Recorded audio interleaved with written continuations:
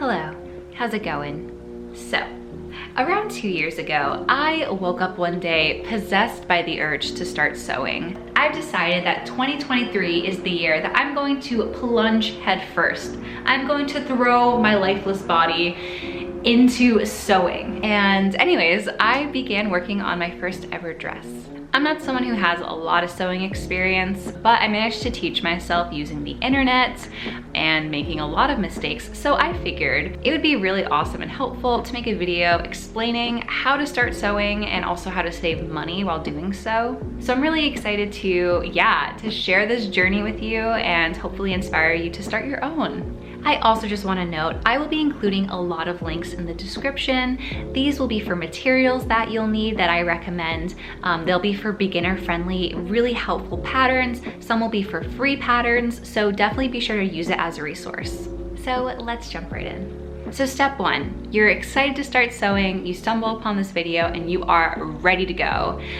I recommend for step one that you actually pause, which I know you probably don't want to do. When starting a hobby, it's so easy to feed the impulse of wanting to buy everything you need immediately, especially online. But this is what's going to save you a lot of money. Wait a little bit and start gathering your materials from family members, from thrift stores, from your basement. I'm gonna put a list right here of specifically what you need to get started on sewing. Also, I recommend before you go anywhere, before you start shopping, look for this cookie jar in your house. Every house has one, right? It has measuring tape, it has pins normally, needles, just random miscellaneous things that you definitely will need to start sewing. Why I suggest you wait a little bit before you begin is I encourage you to go to thrift stores first. And you just never know what you'll find there. A great example is I found my sewing machine for $15 at Goodwill and it was never used, right? So that's already saving over $150. I also recommend you go to a thrift store because there's gonna be things that you'll need that you might not even think about.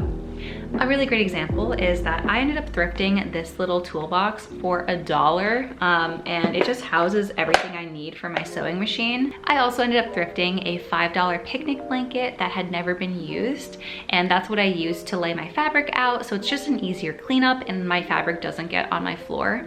Another great reason to go to a thrift store is to buy clothes you can alter to practice sewing, but then also get fabric. Fabric can get really expensive, especially if you need a lot of it. So getting sheets that are clean, right, that you can also wash when you get home, just to practice with is really a lifesaver. What I'm trying to suggest is that when you start sewing, don't feel pressured to go to a fabric store to get everything you need.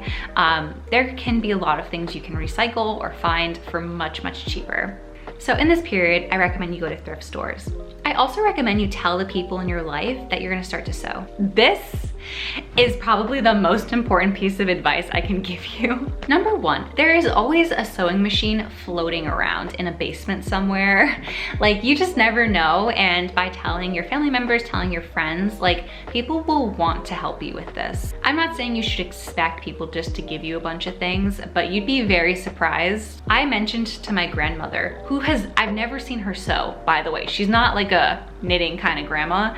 I told her that I started sewing and she literally has initiated me into this ring of grandmas who are all just giving me fabric and clothing and just things to sew with.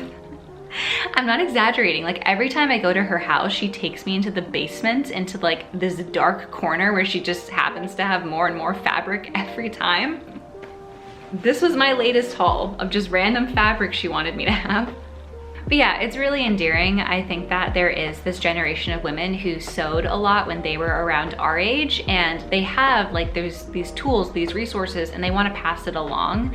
So I'm not saying to expect people to give you a bunch of things, but I'm saying that by communicating and giving people the news that you want to start sewing, you'd be surprised at how many people have remnants of when they were sewing from their past.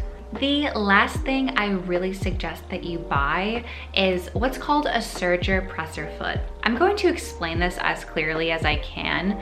You will need to serge a lot when you sew. What is serging? Great question. When sewing, you typically will attach pieces of fabric together, and that creates what's called a seam. The problem with that seam is that it's unfinished. When you combine two pieces of fabric together, the ends of that fabric can fray and fall apart over time, which will no longer mean your garment is being held together by that thread. So what people have to do to keep clothing intact is serge it. And there is this machine called a serger, which is around $200 typically. And this is what a serged seam looks like. Notice how there's no fraying, how you can tell there's like extra thread protecting the seam. So unfortunately, what prevents a lot of folks from starting sewing is that they don't want to drop around $400 to $500 for both machines. But I'm so happy to tell you, you don't have to do that at all. Instead, just buy a serger presser foot. This is an attachment for your machine in which you're able to use a zigzag stitch to literally serge the ends of your seams. I discovered the existence of this like a year into my sewing journey, and like if you take anything from this video, take that this is like a game changer and it works so well. Now that you have all your materials, for step 2, I highly recommend go to YouTube. Type in the search bar the name of your sewing machine and click search. There is likely a sweet summer angel out there who has taken the liberty and the time to read the manual of your machine and upload a thorough video tutorial walking you through every dial, every feature, and every facet of your machine. I am not exaggerating when I say this changed my life because I learned my machine can sew buttons. I had no idea that was a thing until I watched this video. With starting to sew, I also recommend that you look up on YouTube how to thread your machine, how to thread a bobbin. This is because every machine is different, but I will also include a link or two down below with some like basic introductory stuff. I think it's really helpful that before you get started, you kind of learn what your machine is capable of, what you can do, and yeah, like what everything means. Definitely use the internet. It's there and it has a wealth of knowledge, so use it. So now that you have your materials, you've learned the ins and outs of your machine and you feel comfortable, it's time to start sewing, yay! For step 3, I recommend that you start with alterations. Again, this is a great opportunity to go to the thrift store because it's so cheap to buy clothing that you like that you can alter to fit you better. I literally bought a shirt for like $3 and I shortened the sleeves just to kind of get myself more comfortable, and like I barely spent money, the shirt fit me better, and yeah, it was awesome. I also recommend starting with alterations because it's very low stakes. You can make plenty of mistakes and not ruin fabric that you purchased specifically for a pattern. When doing this though, I do recommend that you Google it before you start just because it is so new. A great example is I altered a pair of jeans, not realizing that denim requires a different needle, and my needle snapped twice and I had no idea what I was doing wrong. Yeah, it turns out I needed a different needle that was more durable for that kind of fabric. Oh my God, I'm sorry. I turned into like a smoker halfway through that sentence. I love sewing and it's such a great hobby, but you are working with a machine, so make sure that you are safe, that you're researching what you want to do, and that you understand just like how you should never have your sewing machine on when you thread the machine. You should never have the sewing machine on when you're putting your bobbin in. Keep your foot away from that pedal, please. So for step 4, it is now time to start sewing patterns, which is so exciting. As I mentioned, I will be including a bunch of free patterns below and beginner-friendly patterns that I highly recommend. And when it comes to purchasing patterns, I would say like definitely go for it, and I can explain why. So a beginner-friendly pattern that I cannot recommend enough is called the graduation dress, and it's by My Ardor. I love this dress. I spent $10 on it 2 years ago, and since then I've made at least 4 dresses from it. I made it in white on my channel.